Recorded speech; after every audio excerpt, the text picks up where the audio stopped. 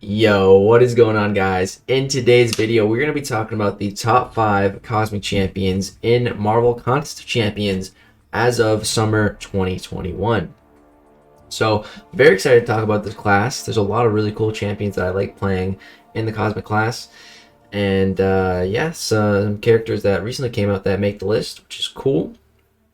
But before we get into the actual list itself, this is all my own personal opinion.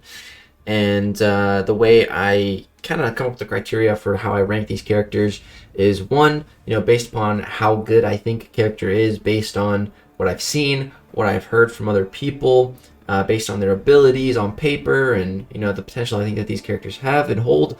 And then the other is based upon my own personal experience playing them with my own two hands. And just my experience in the game, because no one in this entire game is going to have the exact same experience. We've all had different crystal pulls, and we've all played different characters for a different amount of time based on our accounts and our crystal pulls. So of course, no one's gonna rank every single character in the game in the exact same fashion, which is one of the really cool things about this game. It's a unique experience for everyone. And yeah, that's also why, we're not all gonna agree, which is totally cool. I don't want everyone to agree with me anyways. That would be no fun, because then we couldn't have a good discussions and change people's minds. And maybe you guys can teach me things that I didn't know, I can teach you things that you didn't know, and wealth of knowledge that we can create here with these videos and in our community and in the comment section. So yeah, let's go ahead and get started though with the number 5 spots for the best Cosmic Champion in the game. The champion coming at number 5, in my opinion, is Hyperion. So Hyperion is an interesting one. I think, yeah, he's the oldest champion on this list. Hyperion, fun little story here. He came out in 2017 in December. I started playing in October of 2017, so it was pretty soon after I started playing, and I was still in the intermediate bracket, which when you start playing the game for Arena, there's a 30-day period. You're in the beginner's bracket. Then from day 31 to day 60, you're in the intermediate bracket, and then after that 60th day, you're in the ocean with all the whales. After that, so it was actually my last 2 arenas in the intermediate bracket.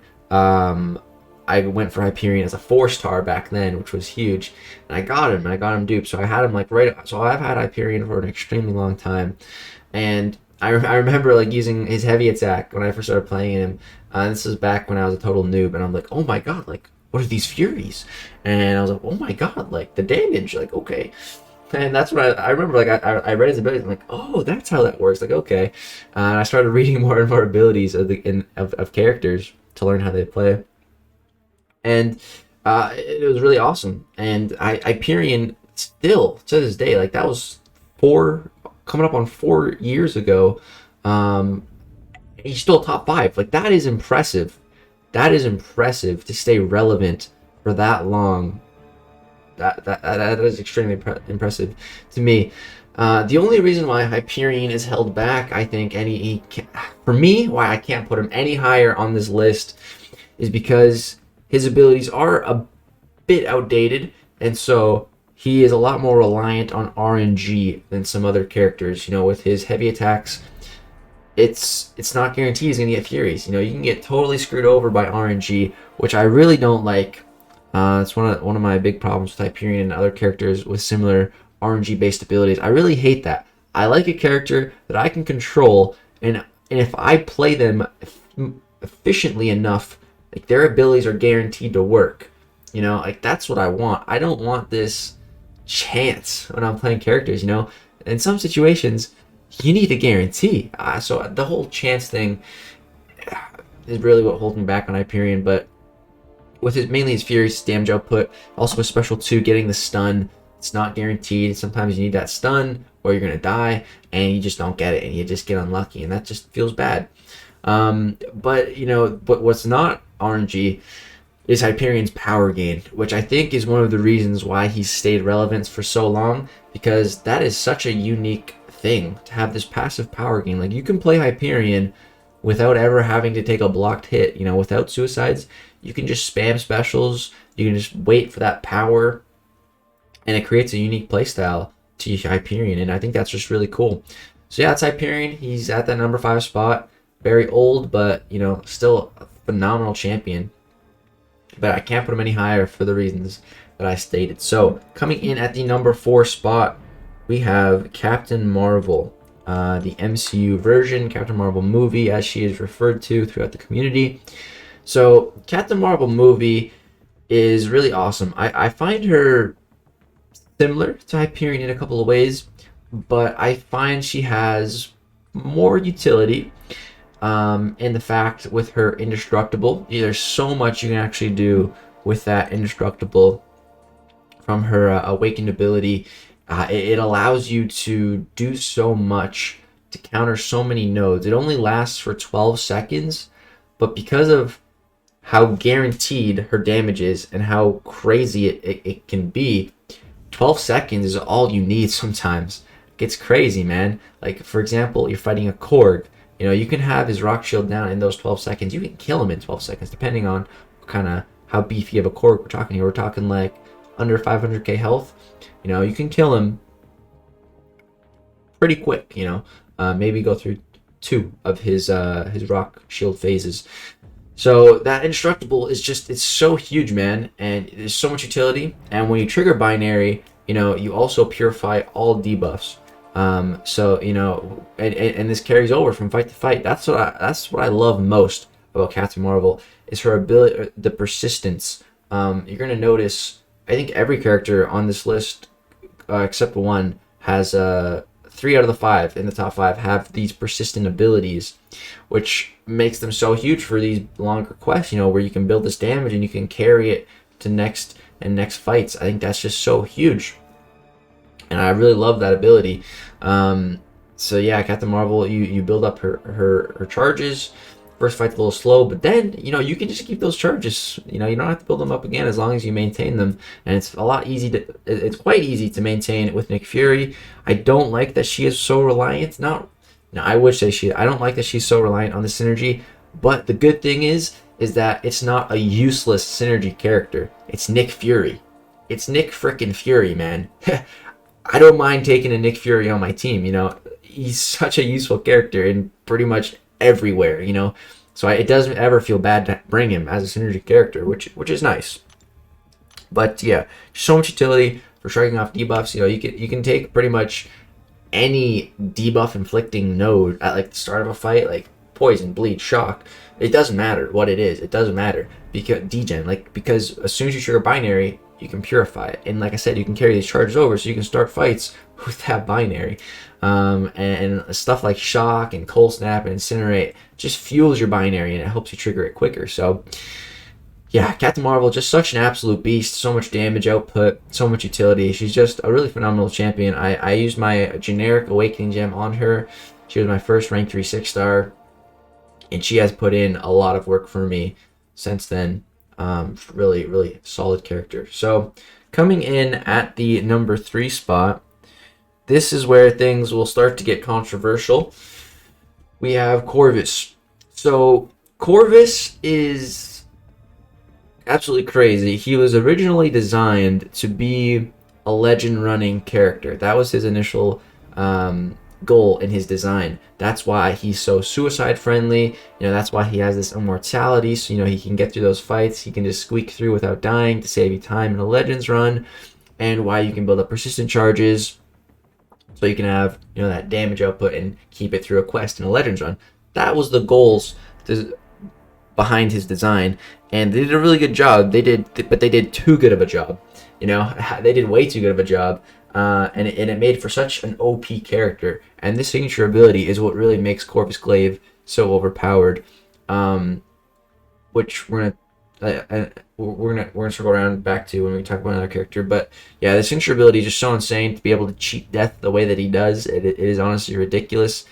It makes Corvus just the best AQ character in the game, because you can literally just infinitely time out and you can never die with him. So you can save all the items in the world. And whenever I do map 7, I like to always have Corvus on my team because he's just such an item saver. But that is really what I've been using my Corvus for the last year, is really just in Alliance Quest. You know, when I did my Mythic run, I don't think I really used Corvus at all. That is partially because I don't have him as a 6-star. But even if I did, I wouldn't have been using him as much. There's some other characters that I would have been using more, because I just think they're more better. They're more suited for a Mythic run, which is crazy because, like I said, that was Corvus' initial design. Intent was to be like the best Legends running champion. But yeah, I think the things that really just hold me back from Corvus is, I think it's two things. It's two main things that restrict Corvus from being any higher on this list, in my opinion. And that is, number one, his persistent ability, how you build his damage. You know, you have to build charges. So no matter how well you play, you can play like a god, you're never going to get a charge against Winter Soldier. You know, it doesn't matter how well you play. It doesn't matter what you do in the fight. You know, you're never going to build a charge. So I don't like that there's matchups where you just can't build your damage. You know, you specifically need certain stuff to build those charges, like a tech champ, an Avenger champ, like these things that are out of the player's control in a given fight. You know, like you can't affect the tag of the character you're fighting, you know. But of course that does mean you're like, okay, well then just don't use Corvus, you know, save him for when there is that. And of course, yeah, that's what you would do. But it's just annoying that, you know, like you can't build his damage up on like any fight. Like I don't like that, you know. I'm not a fan of that, and people can take advantage of that in Alliance War by not giving available charges so people can ramp up their Corvus. This was super common. There's entire maps built to counter Corvus specifically. There was Corvus traps made to try to bait him in to taking a charge, and oh, this is an unwinnable fight for Corvus, and then you time out and die. So I hate the fact how you build him up. I really don't like it that you can't do it in any fight. Don't like that at all. And the other thing that I don't like about Corvus, and I think that holds him back, is his charge cap. You know, he only has 20 charges, 30 if you have the Avenger charge and you're facing an Avenger. But still, that's it. That's all the charges you get, and then it runs out, and then you gotta wait for it to come back. And I don't like that you can run out of charges, you know? I'm not a fan of that. And once those charges run out, you know, you can die. You know, you lose your Glaive Immortality once you run out of those charges. So for those reasons, it just holds me back a little bit on Corvus. And I think, don't get me wrong, he's still an absurdly awesome and crazy champion. But just those things are what hold him back a little bit from the other two characters that we're about to talk about. So coming in at the number 2 spot, we have Cosmic Ghost Rider. So yeah, I'm saying Cosmic Ghost Rider is better than Corvus. And this is a big part of the whole, my own personal experience. Like, I have played way more Cosmic Ghost Rider this year than I have of Corvus. I've just used Cosmic Ghost Rider way more. I find him just way more useful, and on like a day-to-day basis, I would just much rather be using Cosmic Ghost Rider. I think he's way faster for questing. His damage potential is way better. He doesn't have to worry about charges. He doesn't have to worry about specific fights to build him up, you know, like just all this stuff. And yeah, his damage is just so crazy. I definitely think Corvus has more utility, but for me, I think Cosmic Ghost Rider is better, and he's better for my account. I use him way more. Like if I had a 6.3 CGR and a 6.3 Corvus Glaive, I'd still be using the Cosmic Ghost Rider way more. And in these Mythic and Legend runs, the things that are, you know, most important to me right now, Cosmic Ghost Rider shredded the Mythic run. I was so proud of him. He did such a phenomenal job, man. He was out damaging Ghost. Like, I was so proud of him. He's just doing such a good job, putting in so much work. I think he's just such a great champion, man. And I thought he was the best Cosmic champion, but then I went to California and I've been gone for like last month, and then kabam, release the number 1 character on the list, which is Hercules. There he is. So, man, honestly, it was hard to believe. I was struggling to comprehend how Hercules was made because of how much Kabam, like Kabam, I feel like they screwed up with Corvus. Like they feel like they made him too powerful. Like I feel like Kabam thinks that about a lot of characters, like Ghost, Corvus, Omega Red, Quake. Like there's these characters, and Kabam wants to they want to nerf them, but they can't because they're afraid of the backlash. But they feel like they've made these characters too strong. So I feel like when they make new characters, they don't make them quite as strong. That's why like newer characters we've seen are like kind of weaker. They don't want to make these stupidly broken OP characters again. But then they released Hercules, and his signature ability is even more crazy than Corvus's for like immortality and cheating death. Like it's honestly, I'm struggling to believe it. Like why would they do this? I'm not complaining. I'm happy, but I just didn't think we'd see it. I really did not think we'd see another character with an ability even more powerful than Corvus's. And yeah, this one's a little bit harder for me because I haven't played Hercules at all. I have no hands-on experience, but I just from what I've seen and what I've heard, he's that good that he gets this #1 spot. And I think that just shows like how crazy this guy actually is. I've seen gameplay from Karate Mike. I was so impressed, and it makes me want Hercules more than any other character in the game now. And he is my new reason to grind. I'm gonna get this guy as a 6-star somehow, some way. Eventually, I will have a 6-star Hercules, and I want to make him my first rank 4 champion as well. My first ever rank 4. All the characters I have, I want it to be this guy. I don't even have him, but I want it to be him. I think that's just a testament to how crazy this guy is. So much utility, so much damage, just so much cool stuff from what I've seen, and he just seems useful everywhere. Alliance War, Alliance Quest, questing, like it's insane. Incursions, like really makes me want him, and yeah, I think he deserves that #1 spot. But again, I don't have any of the hands-on experience I do with all the other characters, so it is a little bit trickier for me. But yeah, if you guys agree or disagree with this one, definitely let me know in the comment section down below, and let me know why. Very interested to read about the Hercules stuff specifically, because I'm missing that hands-on experience. But yeah, that is the top 5 list. A couple of honorable mentions is Angela. I think Angela is a really solid Cosmic Champion, and she'd be number 6 on the list. If I had to keep going, she would definitely be the next in line. And another honorable mention is Venom. I think Venom is really awesome. Just not quite as good as the other champions though.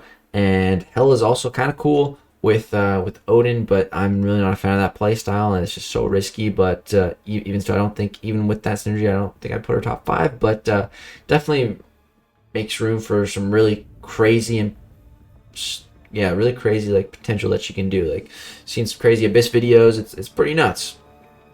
But yeah, that is the top 5 list. Let me know if you guys agree, disagree. Very interested to read the comments on this one, especially anything pertaining to Hercules. But that's going to do it. If you guys did enjoy, I would appreciate you dropping a thumbs up. It really helps me and the channel out. That is going to do it. Thank you guys so much for watching. Hope you enjoy. Peace out.